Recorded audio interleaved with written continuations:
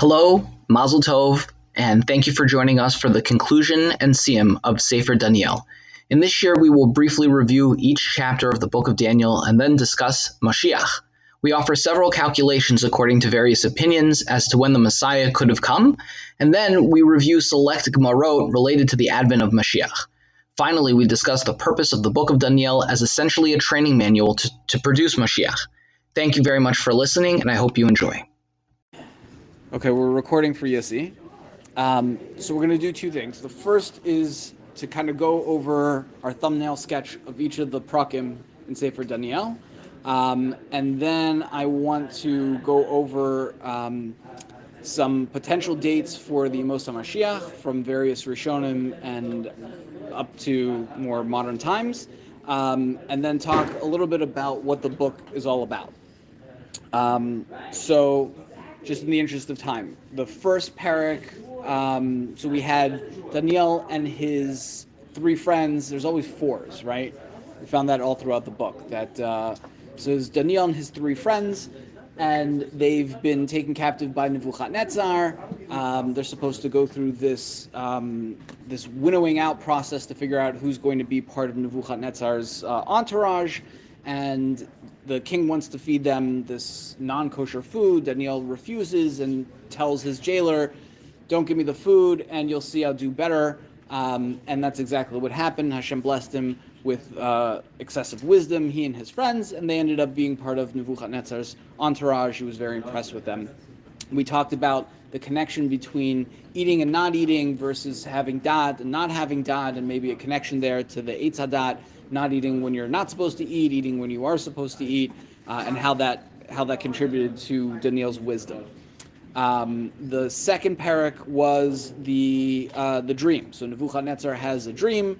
He doesn't remember or won't tell anybody what the dream was about. He wants his dream interpreted, and no one can do it except Daniel. Turns out that the dream is this image he has of a giant statue with various, in the likeness of a human being, made of various metals. The head is the head of gold, all the way down to the feet, which are a mixture of copper and clay, and that doesn't adhere very well. And Daniel interprets it for him. And then there's a giant boulder that comes out of nowhere, smashes the statue into nothing, and then it grows up to be a whole mountain. And Daniel explains that this is the various four kingdoms, again, the number four. And once the four kingdoms go through their process, then there will be the kingdom of Yemos HaMashiach and the kingdom of HaKadosh Baruch Hu. So then we move on to chapter 3, where we have the Nebuchadnezzar's response, so to speak, of having that vision was build a statue that's completely of gold, and everyone has to bow down to the statue. Wasn't very clear if this was Avodah Zarah, not Avodah Zarah, but either way, Daniel is, for some strange reason, out of the picture, so we're left with the three friends, Hanani, Mishael, and Azariah, who refuse to bow down. Nebuchadnezzar calls them in and says, if you don't bow down, it's not going to work out too well for you. I have this giant fiery furnace. They say, we don't care, God can save us if he wants, and if he doesn't want, he won't save us, but it doesn't matter, we're not bowing down. He throws them into the fiery furnace, and then we get back to the fours. There's they apparently are unharmed. They're in the furnace, and Nebuchadnezzar sees a fourth person there who looks like a malach. He calls them out. They don't even have the scent of fire attached to them, and he, of course, is blown away by the God of the Jews. Then we get to the fourth parak, where Nebuchadnezzar again has another disturbing dream. This time there's the tree that feeds all of the animals of the world, and then a voice calls out to have the tree chopped down, and all that's left is its roots, and then 7 seasons pass over in the dew, etc., etc. Nebuchadnezzar is again very disturbed by this and wants to have all of his advisors killed because no one knows what's going on, until Daniel shows up in the nick of time, interprets the dream, and explains that this is you, Nebuchadnezzar, you're the tree, and if you grow too haughty, then what will happen is HaKadosh Baruch Hu will cut you down and show you that he's really in charge of giving out kingship to whomever he chooses. But then Daniel volunteers some additional information. He says if you give tzedakah, that will stave off this decree, and that's what he does until eventually a year later he's walking along. He is very full of himself. He makes this proclamation about how amazing Bavel is, and then everything comes to pass just as it was supposed to in the dream. All this is recounted in a letter from Nebuchadnezzar out to all the peoples, and the purpose is to say, don't mess with the God of the Jews, they're the real deal. Then we come to chapter 5. Chapter 5 is the writing on the wall. So now we are up to Belshazzar, and he assumes that the 70 years of exile are over. He throws a party with the Kalim of the Beis HaMikdash. A disembodied hand appears, writes something on the wall that's unintelligible. Of course, we need the one and only Daniel who can interpret everything. He shows up. He reads he reads the king the riot act and says, you should have learned your history. Didn't you read the fourth parak? And then he explains to him that what is actually written on the wall. Anybody remember the phrase? Very good. Mene tekelu farsin. That you've essentially been measured, weighed, found wanting. So your kingdom is going to be split in half. Belshazzar is immediately impressed and rewards Daniel, who's not really interested in the rewards anyway, because he knows that all this is going to fall apart imminently, and that night is the last night for Belshazzar. We fast forward to Parak Vav, where we have Darius, and he is sort of a king that is disinterested in running his own kingdom. He has all these other advisors. One of them is Daniel, who actually he wants to elevate over everybody else. So that stirs the jealousy and makes them hatch the plan to put an end to Daniel, where they create this fictitious law that no one is allowed to ask for anything. Daniel ends up defying the law, praying publicly, or at least praying in view of everybody. So they then report him to the king. He has to get thrown into the lion's den. And when he emerges unscathed from the lion's den, then the king throws the advisors in instead, and again praises the God of the Jewish people. That's the first half of the book that we described as the stories of Daniel. The second half of the book are the visions of Daniel. And we talked about how Daniel, based on Rabbi Bezalel Naor's insight, that Daniel is essentially Yosef working in reverse. That Yosef starts with his own visions and then proceeds to be the interpreter of dreams for the non-Jewish king, versus Daniel, who starts off interpreting the dreams of the non-Jewish kings and then eventually moves on to having his own visions. The second half of the book is him having those visions, starting with chapter 7, where he sees these 4 various monsters, the last one being completely, unable to describe, full of horns. Eventually, HaKadosh Baruch Hu judges and kills the monster, and then he gets the explanation for what it is, this vision that he just saw. Then we move on. So after Parak Zion, we talked about the chiastic structure, the fact that 2 and 7 and 3 and 6 and all of that kind of leads you to the middle, where you have this transition where essentially Daniel goes from being the underdog to almost being the king and having his own visions, because he's taking over that kingly kind of role. So then in chapter 8, you have kind of a replay of part of chapter 7, where you have the ram and the goat, each one representing a different kingdom, and then the various horns again, representing the 4 rulers, the Diadochi after Alexander, and again. Gabriel comes. This is the first time we get the named Malachim in Tanakh, and he explains everything to Daniel, who's still kind of perplexed by everything that's going on. So we get the 9th chapter, where Daniel is davening because he has no idea what's going on. He says, I read Yirmiyahu, everything is supposed to be over, I don't understand what's going on. So we get to the 10th parak, where the Malach shows up and says, sorry, I would have been here sooner, except for the fact that the Malach of Persia was kind of waylaying me, but I'm here to explain everything to you, and you are an Ish Chamudot. And we talked extensively about what Chamudot means, and the idea that the concept of Chamud comes from the Eitz Hadat, that the Eitz Hadat was Nechmad, that you have the concept in the Aseres HaDibros of Lo Tachmod, and it's this idea of desiring to connect to HaKadosh Baruch Hu, but not wanting that to happen just for the outcome, so that you have the knowledge, but instead the pursuit of the knowledge, and how there's a sort of that paradox in play. Then we proceeded to the 11th parak, which is essentially the Malach trying to explain to Daniel all of the details, the pratim of how everything is supposed to play out. Very not straightforward, but then we get to the 12th parak, where the Malach says, irrespective of everything, don't worry, it's all going to work out in the end. I don't know if anyone has seen Shakespeare in Love, but there's a great quote. They're talking about how the theater is like a terrible business to be in. And the second guy he's talking to says, well, it all works out in the end. And the first guy says, well, how does it? And he says, I don't know, it's a mystery. But it works out.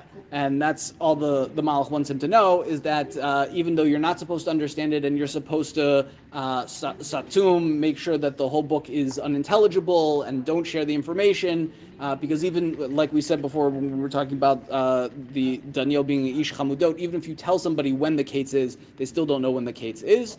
And we get the first mention of Tchias HaMesim, that don't worry, Daniel, you can go to your eventual end, and there will be Tchias HaMesim. You'll be able to come back at the time of the Kates, and that's the conclusion of the book. Before we get into the dates, any questions? Anything that we didn't cover that you want to touch on? No. Okay. Anything specific that I missed last week in terms of the last chapter? No, just the last chapter. Just the conclusion is positive. With Daniel again saying that he doesn't necessarily understand, and the Malach saying don't worry about it. Seal up the book. The maskilim are going to get value from this, and the Rishayim are just going to fall by the wayside, and eventually there will be a case. But so here's the thing: if you're saying it ends on sort of like a happy note, like everything's going to work out, why, as we said before, is Divrei Hayamim, which is chronologically not last, come sort of last in order in the order of the Tanakh? Because we know we always wanted to end on a positive note. Okay, so if Daniel ends on a positive note and is chronologically last, why not? No, Ezra is chronologically after Daniel. Oh. Yeah. Oh. Okay, so what I'd like to do first is share with you. We have handouts. So this is a list taken partially. Hand one back behind you, Charles. And we will put this in the chat later. It's a list of various Rishonim and all the way down to the 20th century who made calculations for when Moshiach was supposed to come. So there are various dates in the book of Daniel for that are interpreted as giving a deadline for when Moshiach is going to come. So especially in the last parak, he says, happy is the person who's mechaka for 1294, and then the number changes to 13. There's a 45 day or year difference, and all of so we start with the Gemara. The Gemara says tipach rucham or atzman. There's different girsas of mechashvei kates, that people who calculate the end should all blasted be the bones of those who calculate the end. So why are we even engaged? Why are the Rishonim engaged in this, let alone us? And the answer that the Gemara continues with is that's only if you calculate the kates, and then if it doesn't come, you say, oh, then the whole thing is batal mevutal. But for reasons of essentially giving people hope, there's nothing wrong with calculating the kates, as long as you understand that if your calculations are off, that doesn't mean that Mashiach is not coming. It just means your calculations are off. Right. Still have to be kosher. Exactly. So all the people listed here and many more, who I'll get to in a minute, made their own calculations. And it's interesting to see what their calculations were. A lot of them were very close in time to when that particular person lived. But the purpose in making these calculations was to give people hope. Right? It was to tell people that this is something real. The Moshiach is coming, and it's coming in a very soon, in a manageable amount of time. So you have, the first one is Rabbeinu Sadia Gaon. So this is in the time of the Gaonim. Sadia was from the greatest, if not the greatest, of the Gaonim. He passed away in the year, 942. His prediction, based on the calculations in the book of Daniel, was that the year 968 was when Moshiach was supposed to arrive. And you can see there's a few. Rashi and Ramban have the same calculations. They have the same date, even though Ramban lived significantly after Rashi. Rambam doesn't give an exact date in the Igeret Haman. He talks about when prophecy will come back. Prophecy returning is part of the stages that will lead up to Yemos HaMashiach, but he doesn't give an exact calculation. Do these people explain how they came to their... Yes, so that's what I have in the notes there. I didn't want to take the time to go through each one of them in detail, but they take the various psukim in Daniel and they calculate. One of the calculations they give you is it says that Mashiach will come in a time, times, and half a time. Right. So what does that mean? So they take the 400-year Gullus period as that's what a time is. So then you take 400. Another 400, then 400 times 2, so you've got 1200, and then another half is 1400, so 1400 years from X, they calculate either from when Daniel passed away, from the end of the second Beis HaMikdash. They have their various reasons for starting and stopping at certain times, and then using those calculations to figure out when Moshiach is supposed to come. So the Arizal's interesting because his Kates is very far from when he actually lived, as opposed to just about everybody else. The Vilna Gaon is interesting for being 1948. I've even heard at least one modern teacher, Rav Matzes Weinberg, mentioned that he wouldn't be surprised if the Yemos HaMashiach started in 1980 and would culminate in 2025, and he gives his various calculations for why that would be. So even up into to modern times, people are making these calculations. They're all listed in, or not all, almost all of these are listed in this book. This is a sefer that that was taken from manuscript by Rav Ruvain Margolius. Rav Ruvain Margolius was an incredible encyclopedic Talmud Chacham who lived about 60, 70 years ago. He was a librarian. He didn't have any children. He wrote a tremendous amount of svarim on very esoteric things. We previously in this year we had the encyclopedia of all the malachim. That's called Malachi Elyon. That was also written by him. This is a manuscript by Rabbeinu Yaakov Mimer Vinch.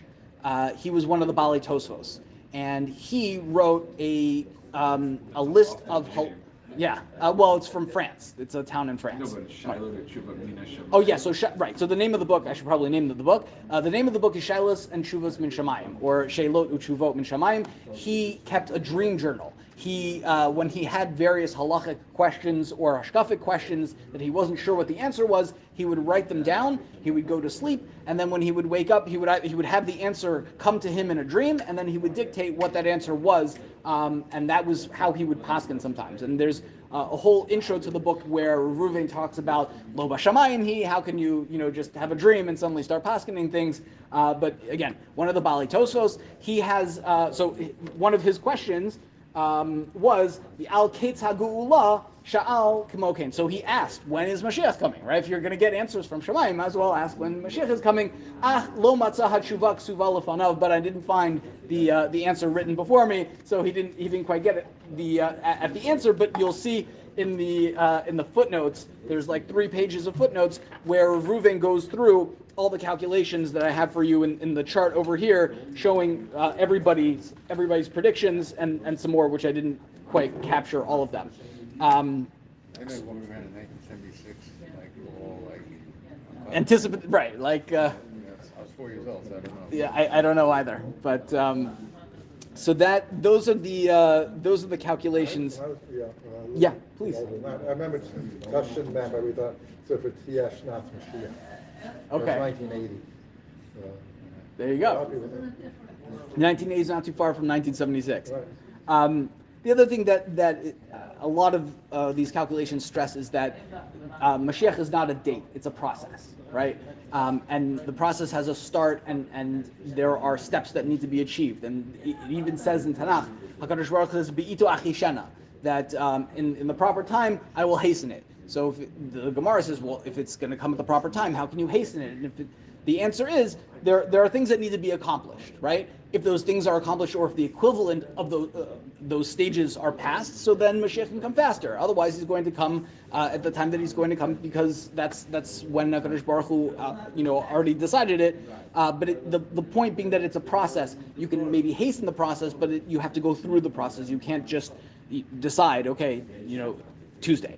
So those are some of the calculations for Yemos HaMashiach.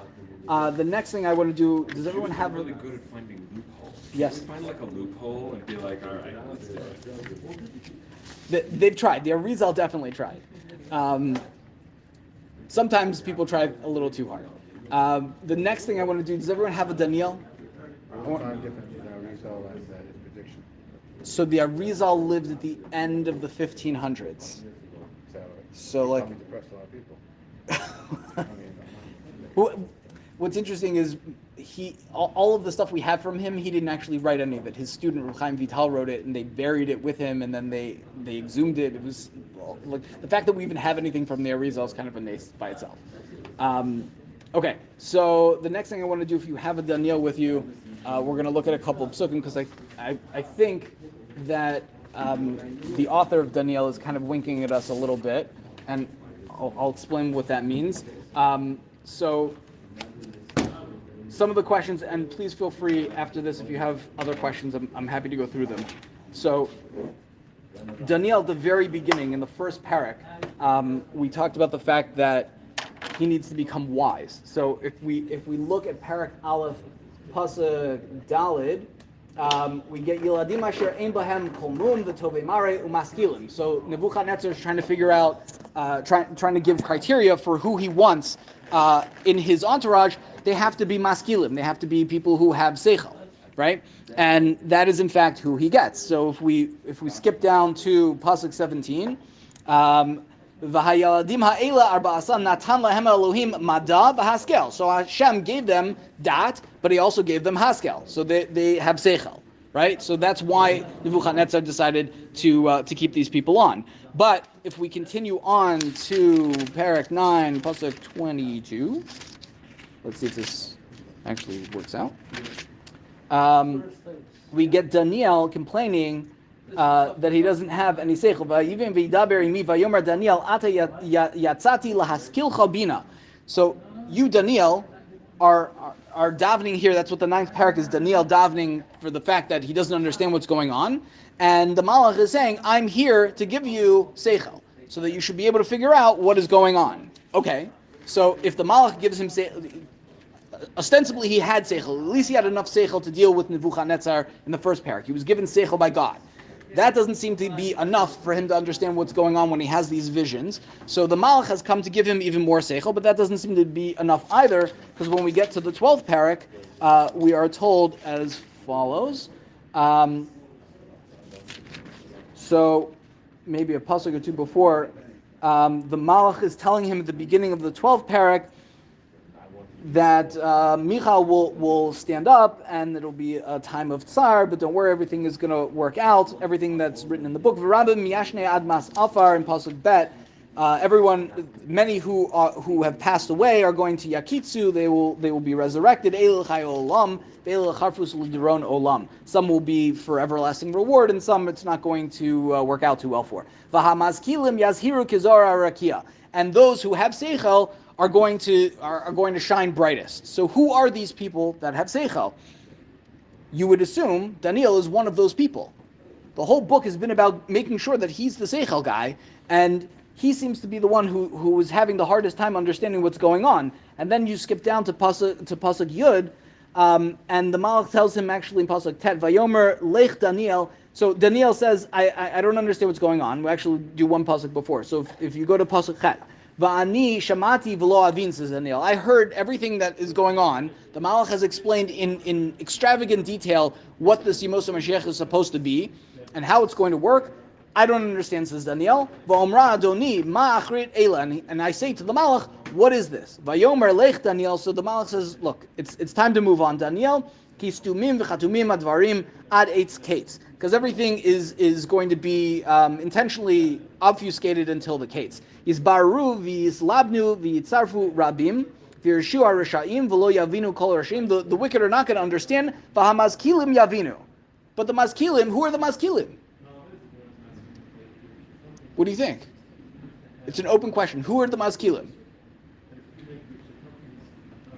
I don't know the answer, but I think it occurs to me, somebody from Daniel's time, let's say maybe the Malach's like, okay, and so there's going to be a lot of people connected to the internet, okay, and people are going to be Googling all of these different ideas, okay, and they're going to come to an understanding of HaKadosh Baruch Hu, and Daniel's like listening to all this stuff, and his head's spinning, like, okay, I heard HaKadosh Baruch Hu. They're going to be sort of looking, and then people are going to order books on Amazon, and they're going to get these books from Amazon. What's Amazon? And it's like, and they're going to go on Yahoo, and the thing, and it's like he could use just contemporary terms, and somebody with no frame of reference is just gonna be like, you're saying words and it doesn't make sense to me. Right. You know, somebody's gonna make, the ruler of the world is gonna come out, and he's gonna rise to power because of Twitter, and then he's gonna be the president for one term, and then the next president is gonna he's gonna be someone else, an older guy, and he's not gonna know what's going on, and he's gonna be a president but not a president because really it's the other people pulling the string. And, Right, you're saying whatever he says to him is so far removed from his experience that it's hard for him to really grasp it. They're going to be Instagramming all over the place and TikToking and selfies, and they're going to be using their cell phones to gain all this knowledge. Cell phone? What? Right. Okay. Anyhow, I don't have an answer for your question though. Okay, so let's hold it for like 2 more minutes. Okay, so the Gemara talks about when will Moshiach come. And we mentioned that it's a process, but I think it's pretty clear that it's a process that has already begun according to everybody. One of the rayas is the Gemara in Sanhedrin that says, "The Amar Rabbi Abba ein lacha ketz megula mizu." There is no greater revelation of the fact that we're in the Yemos HaMashiach now, us today, than when the following happens, says the Gemara. When the following happens, you'll know Mashiach is really coming, because the pasuk in Yechezkel says, "V'yatem harei Yisrael, the mountains of Yisrael, anfichem titnu, your branches you should give, upirchem tiso, and your fruit should sprout out, la'ami Yisrael, because my people Yisrael are coming back to the land." So for 2,000 years, this made no sense to anybody. Eretz Yisrael was a desert. There's nothing there. And suddenly the Jews come back and everything flourishes. And you have a Gemara from 1,500 years before that says when that happens, then you'll know that you're in Yemos HaMashiach. So I would wager to say, who's it, the Arizal, the Vilna Gaon, 1948, is probably on the mark in terms of when the process began. But the last thing I want to touch on is this idea of who Mashiach is. And I think that is really what the book is all about. So the Gemara, the next Gemara you have over here, is talking about the name of Mashiach. So you get a bunch of different people who essentially, or students who essentially say, if you want to know the name of Mashiach, it's my name. Each one either wants it to be his name or the name of his Rebbe, of the Rav of his school. So Mashmo, says the Gemara, what's the name of Mashiach? Debei Rebbe Shila, so the students of Rebbe Shila, Amri Shila Shemo. His name is Shila, of course, right? Because we're in Rebbe Shila's yeshiva. Shinamar, and then they quote a pasuk to prove ki ad ki yavo Shila. Fine. So until Shila comes, so it must be that his name is Shila. Devei Rebbe Yanai says, who do you think it's going to be? Amri Yanun Shemo. The name of Mashiach has to be Yanun Shinamar, which is the same as Yana. Yanun and Yana are essentially the same thing. Yehi Shmo leolam lifanai shemesh Yanun Shemo. Devei Rebbe Chanina say that Amar Chanina Shemo. The name of Mashiach has to be Chanina, Shinamar, Asher lo etin lachem Chanina, v'yesh omrim, and there's another opinion that says, no, it's not Chanina, it's Menachem ben Chizkiah, and is the name of Mashiach, Shinamar, ki rak mimeni Menachem meishiv nashi, fine. V'Rabbanan Amri, the Rabbanan say, no, it's the Chivra devei Rebbe Shemo, it's the leper, the Metzora of the house of Rebbe, that's going to be the name of Mashiach. Because, and they quote this pasuk, this is the suffering servant that the Christians have a lot to say about. We'll skip the pasuk, but they essentially it's someone who is suffering on behalf of the Jewish people. So that's why it has to be someone who is a Metzora who's also suffering. So if you skip down past all the English translation, there's the last lines for us from this Gemara. Amar Rabbi Nachman imin chayahu kigon ana.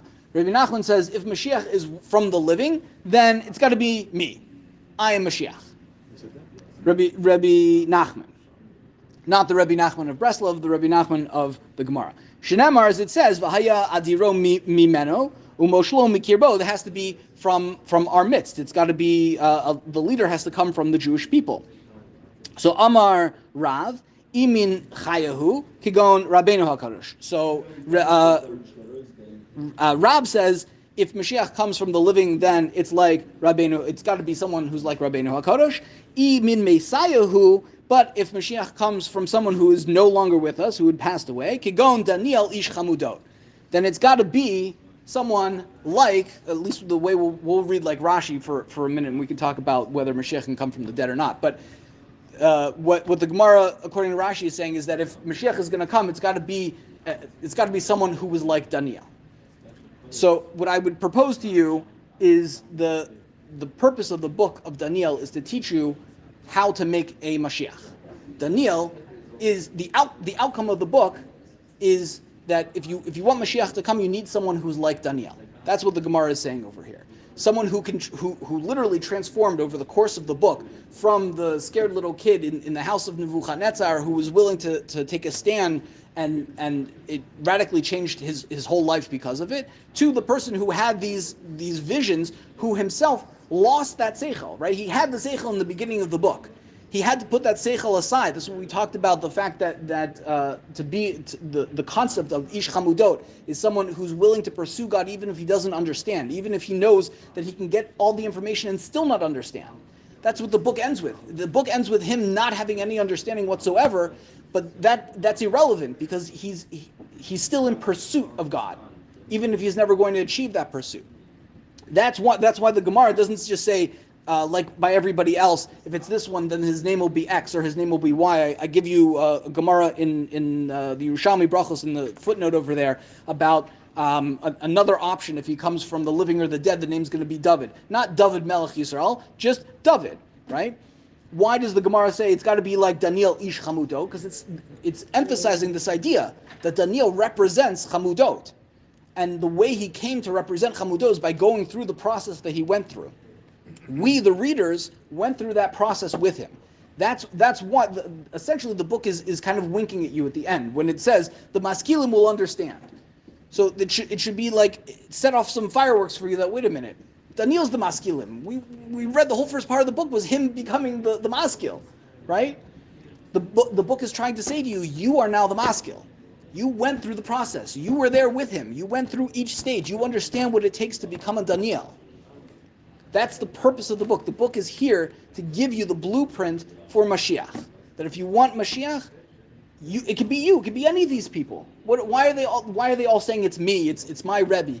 Because it's the same idea that we had with the calculations for the Kates. It's imminent. It's possible. You can be the guy. Your Rebbe can be the guy. You can decide, right? Naftali Bennett can be the guy for all I know. I don't know. But is it possible? Yeah. Do you want it to be possible? Sure, I want it to be possible. Because it's the pursuit, right? That would bring the yeshivish deflation. Okay. Yasher Koch, L'chaim, Chaim. Many smuggled together. We should be so good to learn more together. Okay, so the last thing we have to do is pick, yeah. But we voted already last week. I don't understand that. Did we vote? Yes. We did. We did. Yeah, you did. Okay, well, You voted good, but it's like Trump, Trump. we're demanding a recount. Yeah. Okay, so The Babylon Bee just published something said historic recount